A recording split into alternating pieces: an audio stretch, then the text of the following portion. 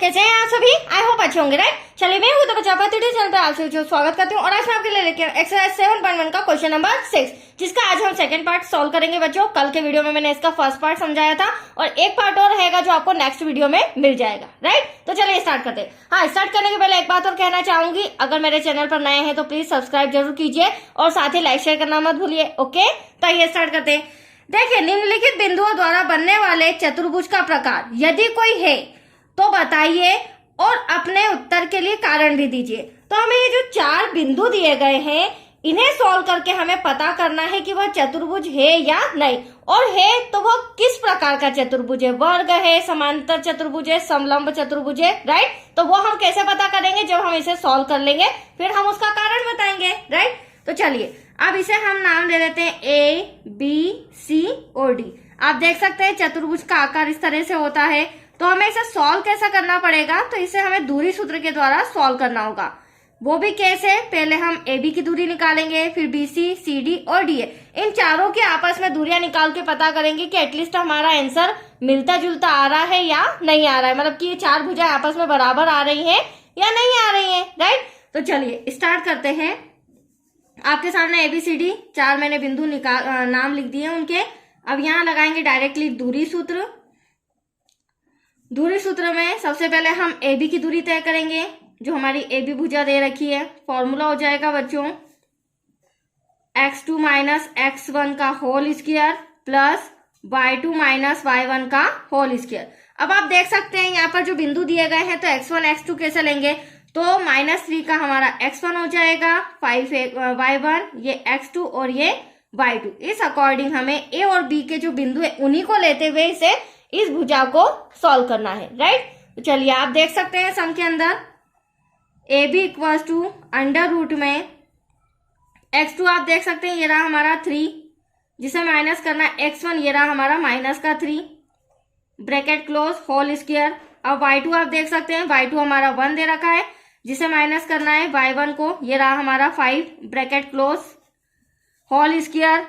इसी के आगे मैं कर रही हूं, आपको स्टेप बाय स्टेप नीचे करना है। मैंने पहले ही बताया मेरे पास थोड़ी सी स्पेस की कमी है बच्चों, तो मैं स्टेप बाय स्टेप, आप तो साइड में नीचे कीजिएगा, मैं थोड़ा सा साइड में कर रही हूँ, ठीक है।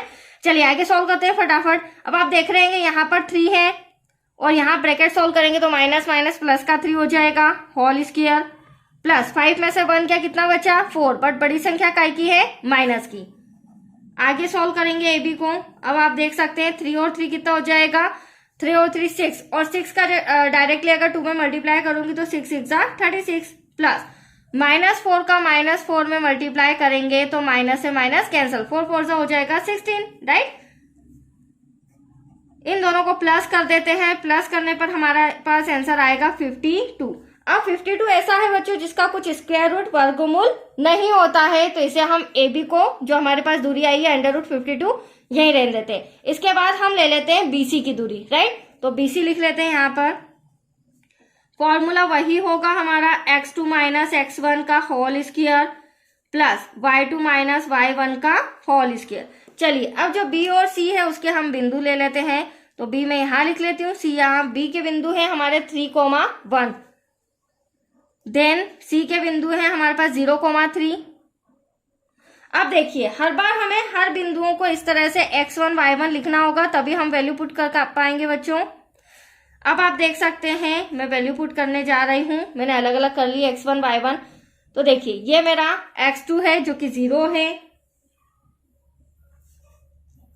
जिसे हमें माइनस करना है x1 जो कि हमें 3 दे रखा है, ब्रैकेट क्लोज, प्लस का साइन। y2 हमारा 3 है जिसे माइनस करना है y1 1 से, ब्रैकेट क्लोज। इसी के आगे BC इक्वल्स टू 0 में 3 माइनस करेंगे तो एटलीस्ट 3 आएगा, वो भी माइनस का ही। 3 में से 1 जाएगा, बचेगा 2, 2 का स्क्वायर बड़ी संख्या प्लस की है। नेक्स्ट स्टेप में क्या हो जाएगा? -3 का -3 में मल्टीप्लाई, 3 3 जा 9, माइनस से माइनस कैंसिल, अभी जस्ट मैंने बताया था माइनस से माइनस कैंसिल। 2 2 जा क्या हो जाएगा? 4। तो एटलीस्ट BC कितना आया हमारा? 9 और 4 हो जाएगा हमारे पास 13। अब यहाँ पर आप देख सकते हैं AB और BC बराबर तो नहीं आया है, राइट, डिफरेंस है काफी। अब हम तीसरी भुजा को निकाल के देखते हैं CD। तो CD यहाँ पर लिख लेती हूं मैं। फॉर्मूला वही हो जाएगा बच्चों, x2 माइनस x1 का whole square plus y2 minus y1 का होल स्क्वायर। अब यहाँ पर हम C और D के बिंदु लिख लेते हैं। C के बिंदु है हमारे पास 0,3, यहाँ पर आप देख सकते हैं, राइट। D के बिंदु हो जाएंगे -1, -4, दोनों माइनस के हैं। अब यहाँ पर थोड़ा सा साइन का ध्यान रखना होगा। सबसे पहले तो आप देख सकते हैं ये मेरा x1, ये मेरा y1, ये x2, ये मेरा y2। x2 माइनस का 1 है तो यहाँ पर ब्रैकेट लगा के माइनस का 1, जिसे माइनस करना है 0 से, bracket close, whole square, plus का साइन। y2 मेरा माइनस का 4 है, जिसे माइनस करना है y1 मेरा प्लस के 3 से, यहाँ पर भी होल स्क्वायर। नेक्स्ट स्टेप, इसे सॉल्व करेंगे तो आप देख सकते हैं -1 और 1 में से 0 घटाएंगे तो एटलीस्ट -1 ही आएगा। तो -1 का होल स्क्वायर पूरा सॉल्व करने पर हमारे पास -1 बचा है। अब यहाँ पर माइनस माइनस होगा प्लस, बट साइन किसका आएगा? माइनस का। तो यहाँ पर क्या हो जाएगा? 7। नेक्स्ट स्टेप में क्या करेंगे? इसे सॉल्व करेंगे तो आप देख सकते हैं यहाँ पर थोड़ा सा कॉपी इस तरह से कर रही हूँ। -1 का मल्टीप्लाई -1 में तो 1 1 जा 1 प्लस -7 का -7 में माइनस से माइनस कैंसिल, 7 से 1 जा हो जाएगा 49। That's your answer 50। 49 और 1 प्लस करेंगे तो क्या हो जाएगा? 50। अब 50 का भी कोई वर्गमूल नहीं होता है तो यहाँ पर देखने को आ रहा है ना ही ए भी हमारा 52, मतलब कि 52 ना ही यहाँ आ रहा है ना ही यहाँ आ रहा है, मतलब कि काफी तीनों जो भुजाएं हैं काफी अंतर आ रहा है, बराबर नहीं आ रही। बट फिर भी हमें पूरा सॉल्व करना पड़ेगा। लास्ट में हम डीए को और देख लेते हैं, जो लास्ट वाली भुजा है कि डीए हमारा क्या आंसर बता रहा है। तो डीए इक्वल टू वही हो जाएगा formula x2 minus x1 plus y2 minus y1। क्योंकि इतने अलग अलग आंसर आ रहे हैं तो यहाँ हम कह नहीं सकते हैं कि एटलीस्ट यहाँ पर चतुर्भुज बन रहा है किसी भी प्रकार का, बट सॉल्व तो पूरा करना होगा बच्चों। अब d क्या हो जाएगा? -1, d के बिंदु -1 -4 और a के बिंदु -3,5। अब यहाँ पे नंबरिंग कर लेते हैं। ये मेरा x1, ये मेरा y1, ये मेरा x2, ये मेरा y2। तो d इक्वल टू क्या हो जाएगा? अंडर रूट में ब्रैकेट लगाया, x2 मेरा -3 है, जिसे माइनस करना है x1 -1 से, bracket close, whole square, plus y2 मेरा 5 है, जिसे माइनस करना है y1 जो कि मेरा -4 है, ब्रैकेट क्लोज, होल स्क्वायर। अब यहाँ पर आप देख सकते हैं -3 तो ऐसा का ऐसा, माइनस माइनस क्या हो जाएगा? प्लस का 1, होल स्क्वायर, प्लस ठीक वही प्रोसेस यहाँ पर 5 ऐसा का ऐसा, माइनस माइनस प्लस का 4, होल स्क्वायर। नेक्स्ट स्टेप में क्या हो जाएगा? सॉरी डी पहले आएगा। डी इक्वल टू क्या हो जाएगा बच्चों? -3 में से 1 माइनस किया तो एटलीस्ट क्या बचा? -2 का होल, और यहाँ पर 5 और 4 कितना हो जाएगा? 9, तो 9 का स्क्वायर। अगली स्टेप में हम इन्हें मल्टीप्लाई कर देते हैं, -2 का -2 में तो प्लस का 4, 9 9 जा 81। अब आप देख सकते हैं चारों भुजाएं हमारी डिफरेंस आ रही है, यहाँ प्लस करूंगी तो 85।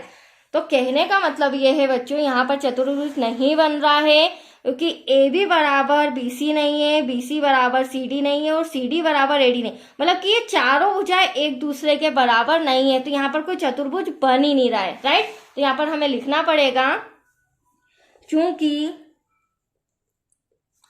ए B not equals to B C, then B C not equals to C D और C D not equals to D A. ये चारों आपस में भुजाएं बराबर नहीं है, इसीलिए हम कह रहे हैं ए बी सी डी एक चतुर्भुज नहीं है, मतलब कि जो हमें बिंदु दिए गए थे वो सही नहीं थे, जिससे हमारा एक भी चतुर्भुज किसी प्रकार का चतुर्भुज नहीं बन रहा है। तो आया आपको समझ में? ये सम कंप्लीट हो चुका है और नेक्स्ट वीडियो मिलेगा इसी का 3rd पार्ट। ओके बच्चों।